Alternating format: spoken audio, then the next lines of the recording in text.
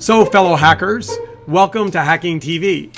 This week, lots of moving parts with big players including Facebook, Twitter, and a rumored huge deal for Verizon. Then, the downside of Upworthy. What happened and why?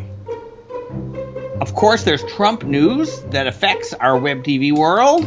And coming soon, not just fake news, but fake audio and fake video that you can't even tell from the real thing.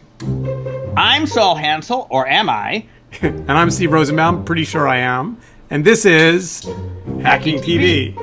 Unless someone has hacked us. But we'll get to that after we get to a whirlwind tour of all the big companies continuing to do new things, none of which may actually work.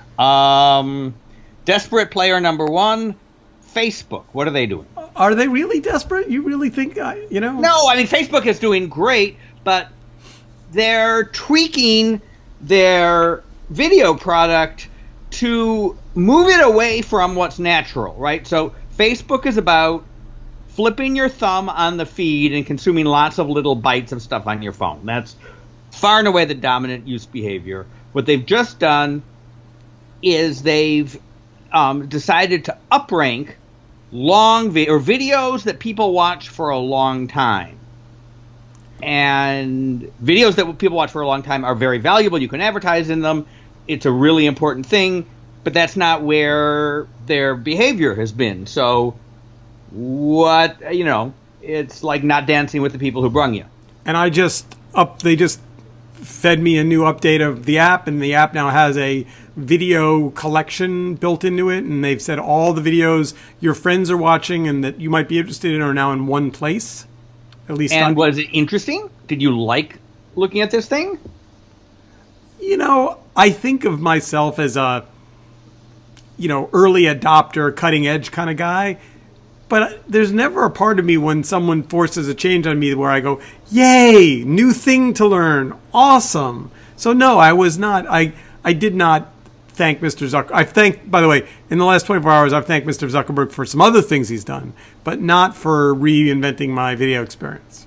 Well, I've got to say, I think that makes sense. I haven't played with it. I will play with it for next week. But you have devoted a good chunk of your career to the real value of curation. I actually think that if somebody got a good experience where I say, I'm in a video mood, I want to watch the videos that my friends like, that is better than I'm sitting here flipping through my feed and someone says, oh, it's now time to watch a 90-minute documentary when you're standing in the line for the bus. All right, but I will say this, and then we'll leave Facebook. Yes. Because we have a lot to cover. But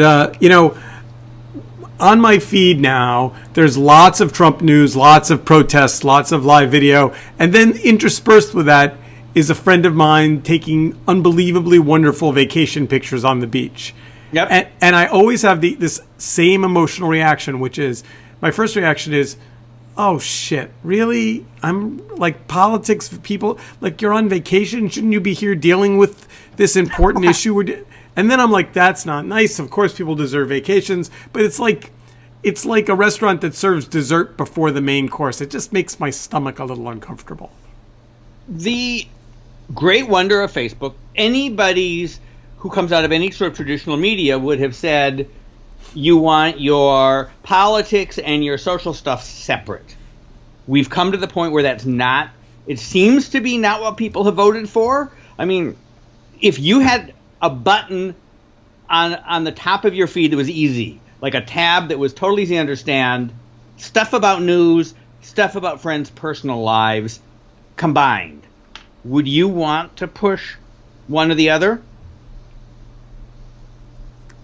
Yeah, can I take a 0 on this quiz, please, teacher? I don't know the answer.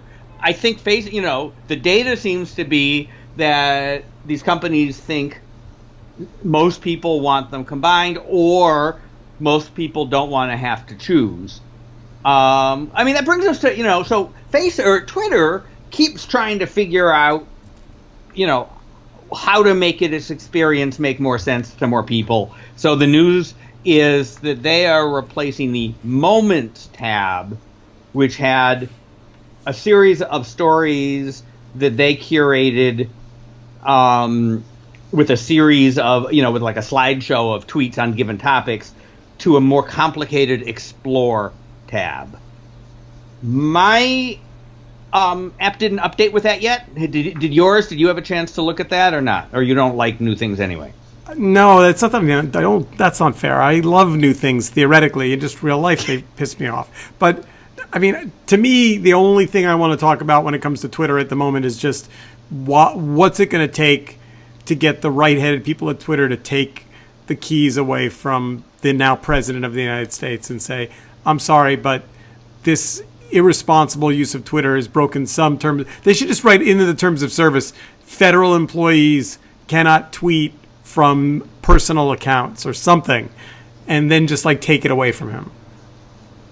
I just made that up. Was that a nice face? Well, I mean, I gotta say, I am a sort of a hardliner, not only First Amendment, but I think that, this is a guy who doesn't have a lack of megaphone under whatever circumstance. The President of the United States, I don't mind being able to see into his warped mind because that's what he's saying to the people around him who have to run out and do his stuff. But the 140 character limit gives him permission to be illiterate and terse. Anyway, and meanwhile, he's of course now told the Forest Service they're not allowed to tweet anymore, and he's put out this mandate that all because we're definitely those Rocky Raccoon Rangers are definitely going to put out some really dangerous stuff about anyway. So no, I have not looked at the Moments tab, but everything I've read says that the idea is essentially to drive more video, right? Well, so it's a more complicated tab according to what we've seen, which puts live video at the top. I don't mind. I mean, this is actually my complaint about Facebook.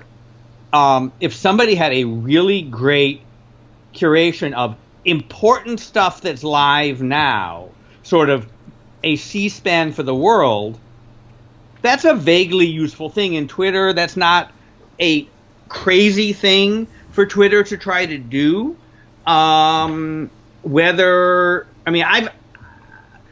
in a bunch of jobs, I've wanted to build a great dashboard for live breaking stories. I don't think Twitter lets you assemble that for yourself, but they haven't stopped the replication problem. Once you tell me the same thing 3 times, you've wasted my time, and that's why I can't do Twitter. And by the way, just a little bit of Facebook Live video data. So when the JFK protests were going on, as this, immigration Muslim ban madness was rolling out, I found myself watching it on Facebook. First, there were 3 or 4 feeds. One of them had 500,000 viewers, and then all the feeds were having trouble and they were falling off. And so I was like, all right, I'll try YouTube. So I went to YouTube and I typed in live JFK, and I found one channel that was live, and they had 600 viewers.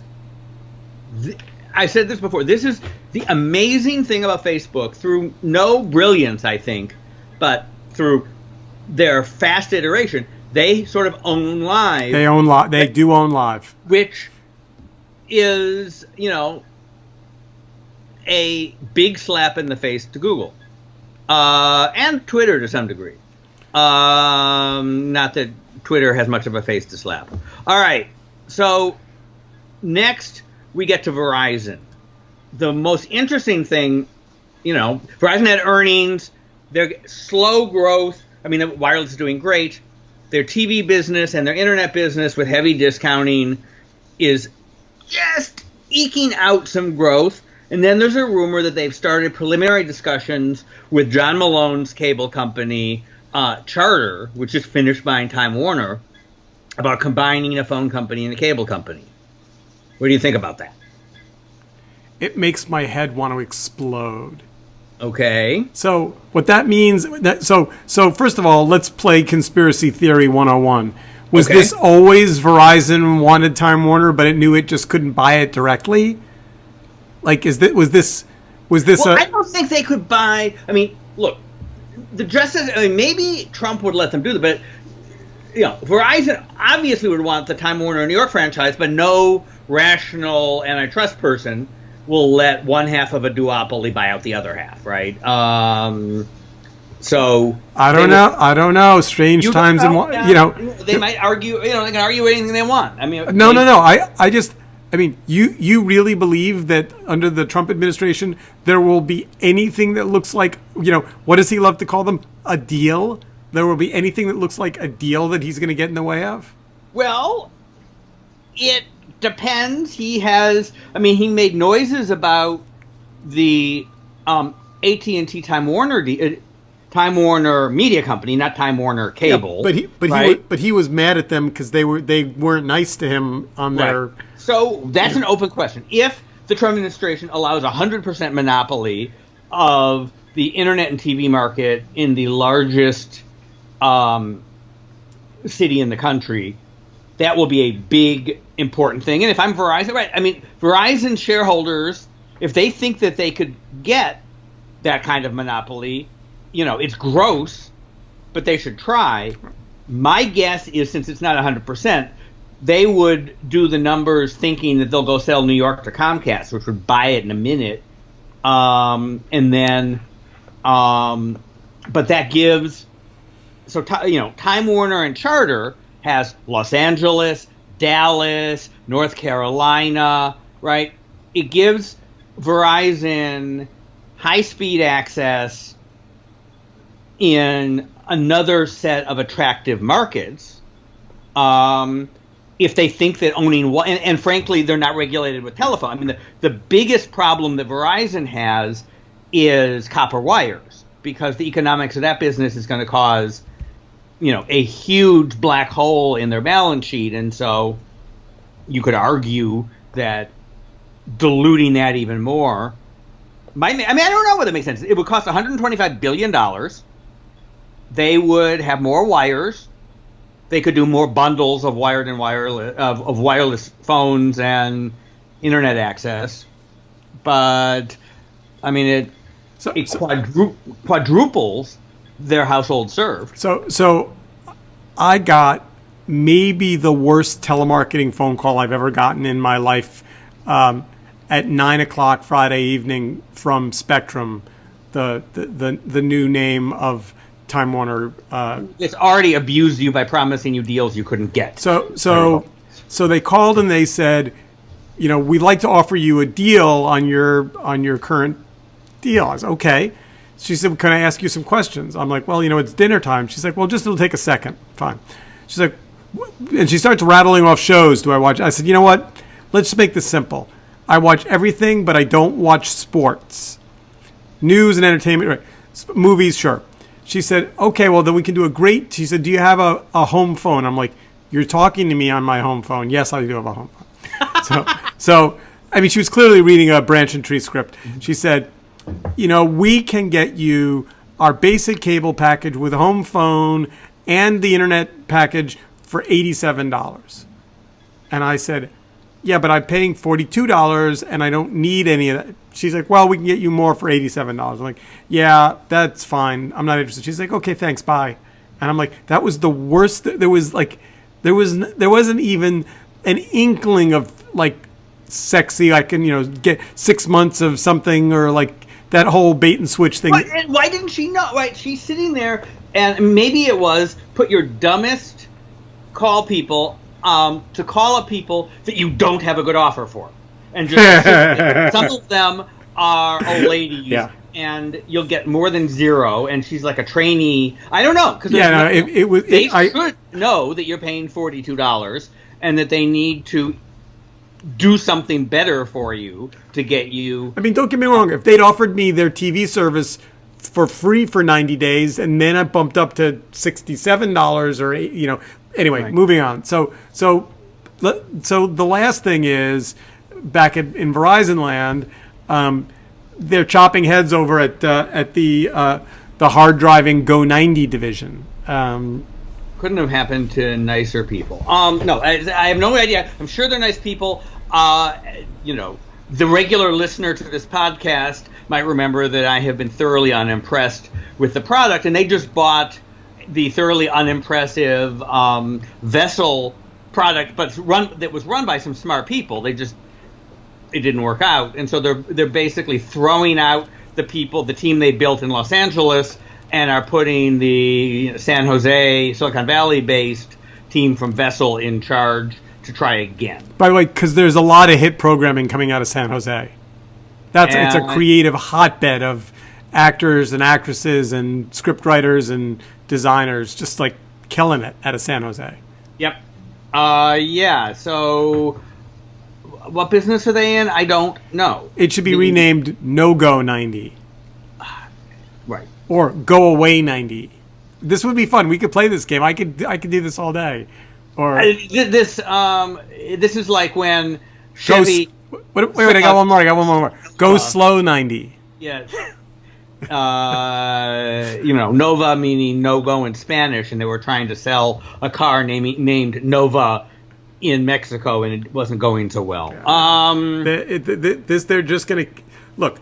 Here's the dirty secret of content for our listeners who want to know the dirty secret. I'm going to give away the secret. You can't solve creative problems with money. Period. You can't buy your way out of creative holes in the ground. And what do we make of what Netflix, who is one of the heroes of this podcast, has done? The Crown, House of Cards, right? No. They did the exact opposite. They hired really good people. They gave them huge creative latitude. They took risks. They made mistakes. And they had a big checkbook. Yeah, but nobody would tell you that the reason that they, when they started scooping up good talent opportunities, it was because of the way people were treated. It was because, Netflix, there was nobody holding their nose and going, oh, I guess I have to do this for Netflix. No, I agree with you. And HBO, the same thing, by the way. We have seen, look at all of the, Google has failed over and over and over again in the content business, and it has all the money in the world and keeps trying to put money into it. So it's clearly money is not enough. And by the way, don't get me wrong. You get creative people; they show up, they take your money, but they got kids, they got to feed their family, they got to put a roof over their head. But they don't bring their creative. I'm sorry, nobody's going to their creative buddies and saying, hey, I work at Go 90, let's do something awesome. Well, I think you're onto something too, because one of the things you want is for people to work at places where their friends watch. So everybody in Hollywood's friend has a Netflix account because they all like old movies. That's the old Netflix. So if you said, I'm working on something that's on Netflix, all your friends could see it. If you say, I'm working on something for Go 90, nobody would see it because nobody pays any attention to it. That's why the New York Times, in a lot of ways, is a more fun place to work than USA Today. Not because, they are very good people, but nobody and certainly nobody who is a source of yours actually reads USA Today. But by the way, which brings me to an interesting subject, which we did not prepare for before, before the podcast began. So maybe we don't know the answer. But this time last year, do you know what was our number one topic? No, maybe we should have a year ago when hacking TV. It was Sundance. Okay. A year ago, Netflix versus Amazon. Who's buying what? Right. It was a horse race with films that Netflix wanted that went to Sony Classics. This year, somehow that whole drama seems to have, I know Netflix is there with a checkbook. I know Amazon is there, but I don't have a scorecard. And is that just because Sundance is so last decade, or just no? It hasn't made enough noise to just get in my. I think that we have come to the conclusion that there's room for Amazon and Netflix. It's everybody else. So that Sundance thing becomes interesting when we start to see, Verizon or Hulu or somebody that we haven't heard of trying to buy the stuff out from under Amazon and Netflix. All right, so let's move on to the nice chewy center of our show and talk about this fake news thing. Now, I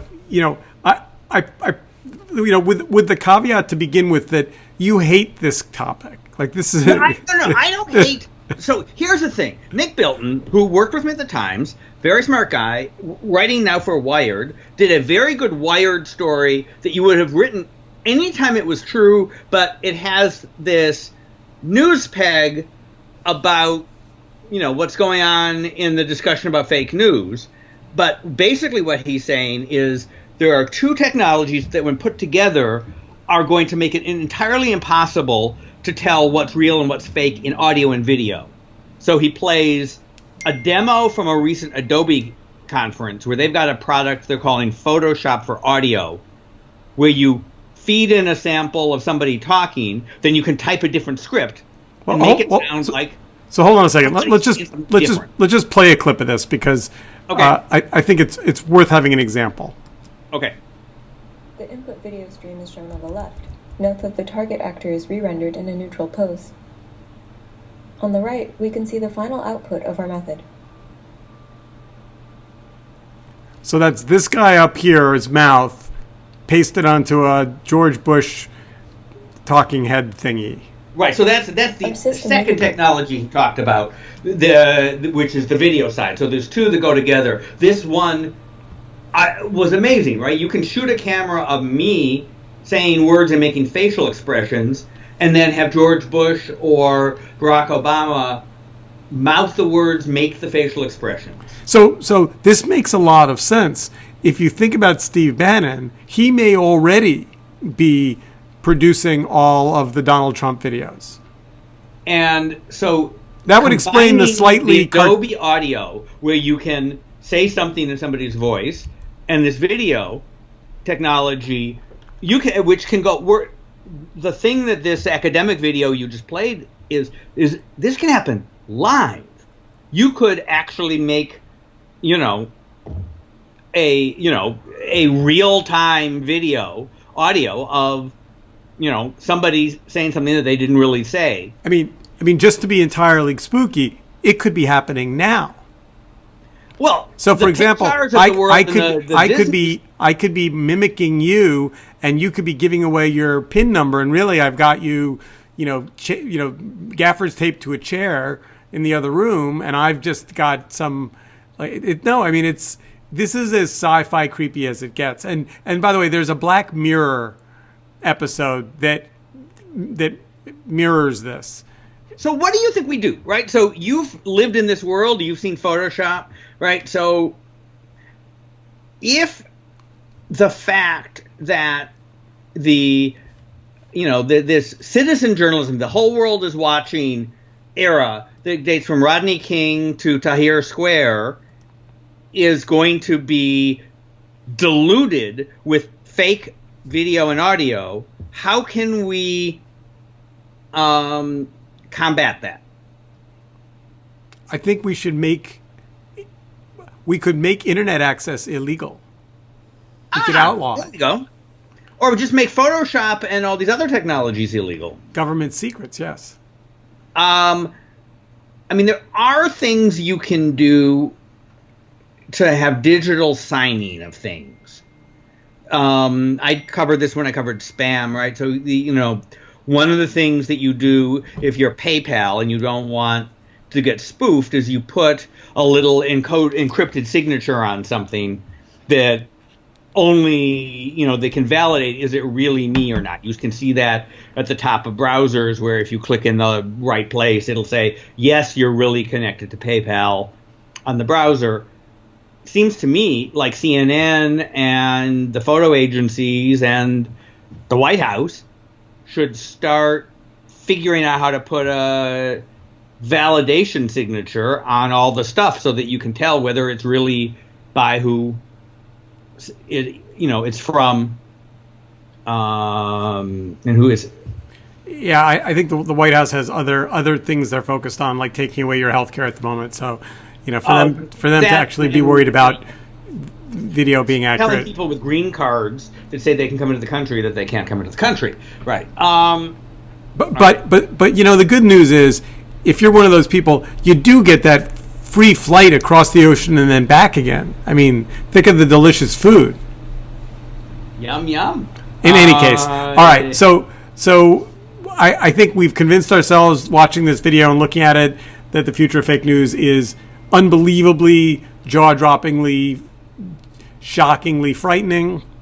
Agreed. And the future of propaganda broadly defined, right? I mean, well, yeah, and what it essentially does is assume that it's going to come out of official sources first, and then will work its way down to the people in Moldova and Macedonia. But we will see. All right, so which brings us to our next topic, and one that really deserves respectful, 2 minutes. The Upworthy saga. So, let's start by acknowledging people who Upworthy is and what you liked about it. So, Eli Pariser, co-founder of MoveOn, did good work. Good political work, is working now. Invented this idea that there ought to be good quality, credible, thoughtful, shareable video, and built Upworthy to do that. And for a period of time, it was a rocket ship. For a period of time, it got a lot of traffic. There was a lot of video shared. Not recently, though. I mean, here, let me ask you, Saul, because you're a web, aficionado. What's your favorite recent Upworthy video? I haven't paid any attention to Upworthy in years. It stopped popping into my life,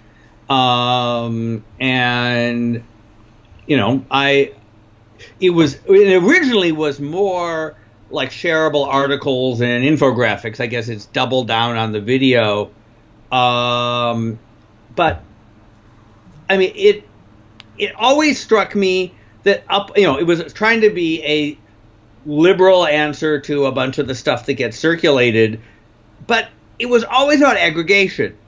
I mean, I feel like if you compare Upworthy to BuzzFeed, right? BuzzFeed had lots of aggregation. BuzzFeed had lots of crap. BuzzFeed was all about sharing, but BuzzFeed went further and hired reporters and sent them places and found stuff out. And my basic feeling is that nobody has built a good, sustainable business from just aggregation and cheaply reproducing other stuff. And if you don't have at least a percentage of your people finding out new things, there's no reason for you to exist, and no one's going to trust you. All right, we've got 2 minutes left, and we've got two little Trump pegs, if we haven't had enough Trumpness already. Let's start with the Facebook Live right-wing's new Fox News. This has not been my experience, but who's saying that? Eli's filter bubble. The people who have Fox Newsy friends get a lot of live feeds from Fox Newsy type people, and you get a lot of stuff live from the protests at JFK. That is filter bubble 101, and yes, that is correct. Okay. So is that, again, what happens to these organizations when, they wake up and find that their tools, which they built for freedom and discussion and, kind of open-mindedness, are been co-opted or at least adopted by, something, is Facebook going to put a not right-wing button? No, probably not. Well, should Facebook show everybody some stuff they don't agree with? Probably. Yeah, but that would be a bad business decision. Good social decision. There are some things that are, nobody would say that a news organization should keep reporting about the elections in Sierra Leone after the data shows that nobody cares. Except that's a long. With a minute left to go, we don't have time to get into that. Except now every national newscast on television leads with a weather story every night, and I'm like, really? Is that what the numbers tell them? People want to hear about hurricanes and floods in other parts of the country where they don't live? I guess. All right, so let's ending on an upbeat, cheerful note, the plot to kill net neutrality. Okay. So we know this, right? We know net neutrality is dead. We know the new FCC chairman has, they've essentially said we just don't think we need to have regulation around what internet access costs or who gets access to it. So we don't care if the, Hacking TV podcast gets charged a premium to have its feed reaching its audience while Netflix gets a discount. Or right. The government, is being taken over by, radical deregulators who have never met a consumer protection that they don't like and don't want fair rules of the road and think that the rich and powerful should be able to make things so they get more rich and powerful. Meanwhile, Donald Trump is tweeting about, random things that are unrelated to any of this. So, and on that cheerful note, we've got 7 big days of Hacking TV ahead, a lot going on. We will be back next week with another show, and by then, the worm will continue to turn, and who knows, maybe, who knows what could be. The imagination can't even begin to compete with the truth. Until then, keep on hacking, hack on. All right. Keep on hacking. Have a good week.